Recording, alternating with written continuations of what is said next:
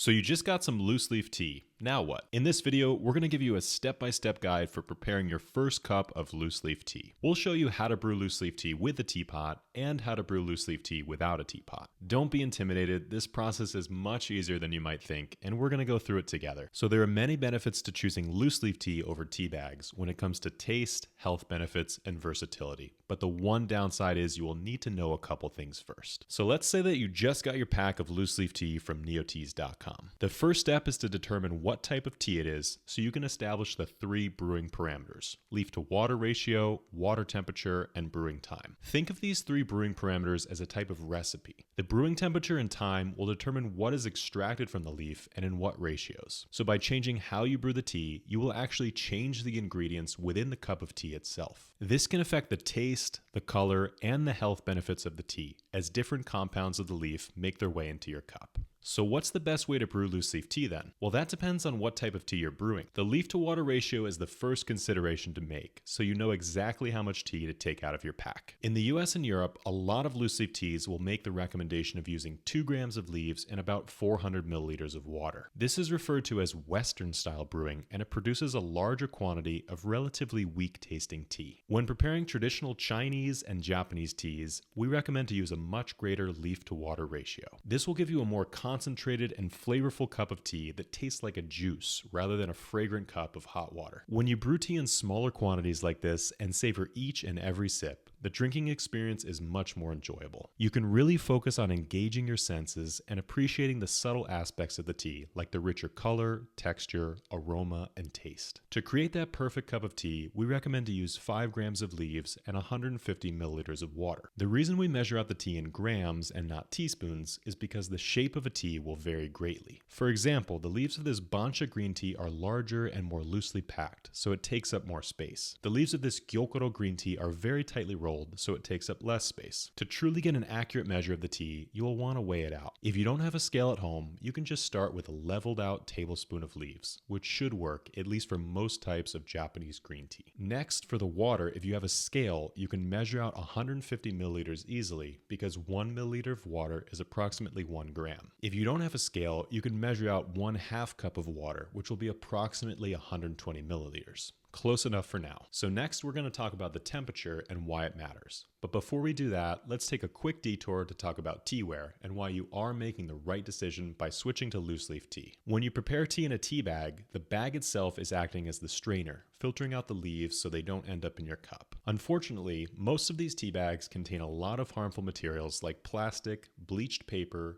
glue, staples, and string. This will of course have an impact on the flavor of the tea you are preparing, as well as the health benefits. In addition to the tea bag itself being harmful, it also tends to be a way to disguise lower quality leaves. These are the leftover leaves and stems of the tea production process, ground up into a dust and then put into a tea bag. These leaves don't offer the same nutrients of premium loose leaf tea, and they produce a flat and bitter flavor. Of course, there are varying levels of quality within tea bags, but the best tea leaves are reserved for loose leaf tea. The reason for this is that these top quality leaves would be wasted if they needed to be ground up and put into a bleached tea bag. So instead, they are almost always sold in loose leaf tea. These loose leaf teas not only produce better tasting brews, but they offer a wider variety. Tea bags are mass produced so that each one tastes the same, while the flavors in small batch loose leaf teas can vary based on where the tea was produced, how it was grown, picked, and processed. There's a whole world of teas to explore, and once you learn how to prepare loose leaf tea, you will have access to all of it. The only thing you'll need is a strainer to separate out the leaves as you pour. These tea strainers can be a great way to get started into the world of loose leaf tea, but we also recommend that you eventually upgrade to a teapot. The reason for this is that a teapot has a wider base, which allows the leaves more space to expand and release their flavor into the water. The teapot has a built-in filter that will automatically filter out the leaves as you pour, making tea preparation easy and simple. A lot of tea strainers really cram the leaves together, and therefore less of the flavor can be extracted. If you do end up using a tea strainer, make sure that you go for a bigger one so you can extract more flavor. If you don't have a tea strainer, you can brew the tea in a French press and push the plunger down when the brewing time is up to stop or slow the extraction. You'll still want to pour this out quickly so the tea doesn't overbrew. If you don't don't have any tools at home, you could brew the tea leaves in one cup to give them space to unfurl, and then transfer them into another cup using a fork to catch the leaves. This is the most complicated way to do it, but it requires no specialized tools. So now that we have our teaware, let's get back to the brewing temperature. The ideal brewing temperature varies from tea to tea, and the important thing here is that we're not extracting too much bitterness from the leaves. The bitter flavors in tea come from the catechins and polyphenols, which are most prevalent in green teas. Green teas are heated after the harvest in order to lock in these fresh, vegetal flavor profiles. This is why they're able to maintain their green color,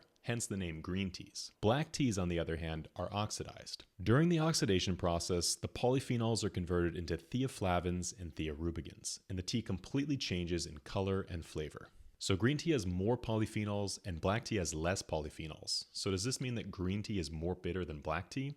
Not if you prepare it the right way. Luckily, the bitter components of the tea, like the polyphenols and the catechins, are only extracted at higher temperatures. So if you prepare a Japanese green tea like sencha with 160 degrees Fahrenheit or 70 degrees Celsius water or lower, you will end up with a sweet and savory flavor profile with no bitterness. Green teas are the most sensitive to temperature, so they require the coolest water, while black teas, dark oolong teas, and pu'er teas can stand up to higher temperatures. As a general rule, the greener the leaf, the more sensitive it is to temperature. You shouldn't brew green tea over 175 degrees Fahrenheit or 80 degrees Celsius, but black teas, oolong teas, white teas, and pu'er teas can be brewed between 185 and 212 degrees Fahrenheit, or 85 to 100 degrees Celsius. You don't want to brew the tea too cold or you won't extract enough flavor from the leaves. Once you know what type of loose leaf tea you have, you can look up the best brewing temperature and you're ready to go. If you really want to get serious about tea, we recommend that you get a temperature controlled kettle so that you can set the water to the perfect temperature every time. If you don't have this, you can take the boiling water and transfer it into a series of mugs. Each mug will cool the water down by approximately 10 degrees Celsius or 18 degrees Fahrenheit. For Japanese green tea, which is the most sensitive to temperature, you'll need to cool it down 3 to 4 times to get the right temperature. This is a trick we learned at a tea house in Tokyo as we were traveling around Japan in search of the best green tea. You'll only have to do this trick in the beginning, as eventually you'll be able to tell the rough temperature of the water in the kettle just by looking at the bubbles and the steam coming off of it. When it comes to brewing time, the standard recommendation is to brew the tea for 2 to 3 minutes, but this is too long for most types of teas. For Japanese green teas, 1 minute is plenty of time to extract a rich flavor from the tea. For a tea like gyokoro, which is more tightly rolled, you will need a longer brewing time of 2 minutes so the leaves have enough time to expand and fully release their flavor into the water. This tea produces a unique, sweet and savory flavor that is unlike anything else in the world of tea, and the best ones we've found are produced by Mr. Sakamoto in Shibushi. If you want to try them, you can find them on our website. But these relatively shorter brewing times are fine as long as you have a higher leaf to water ratio and you brew the tea multiple times. Rather than throwing the tea leaves away after using them, you can reinfuse the leaves at least 2 to 3 more times. Each brewing will have a slightly different flavor, so not only do you get to experience different flavor profiles, it's also more economical because you get more cups of tea from the same leaves. For Japanese green teas, you can use 20 seconds for each additional infusion and the same temperature water. The tea leaves are already opened up, so they don't take too much time to release their flavor. If you're using the gong fu brewing method for Chinese teas, you will use even shorter infusions, which can be as short as 5 seconds. This may seem wasteful, but you can brew the tea up to 20 times, with each infusion producing a slightly different flavor. Now that you know how to brew loose leaf tea without teaware and with a teapot, now comes the fun part, experimenting with different flavors. If you want to try a bunch of different teas and see which one you like most, you can try one of our tea samplers at neoteas.com. After traveling around Japan for the past few years, we've met with dozens of tea farmers and sampled hundreds of different types of teas. Each one varies slightly based on the region, production style, and the picking and processing. We've ultimately selected just a small handful of our favorites, and you can find them all on our website, neoteas.com. If you already know what you want, you can get a full pack of popular teas like gyokoro, sencha, hojicha, and more. If you really want to take your tea experience to the next level, we also offer an assortment of handmade clay teapots, which are the perfect tools for preparing loose leaf tea. Thank you all so much for watching. We'll see you next time.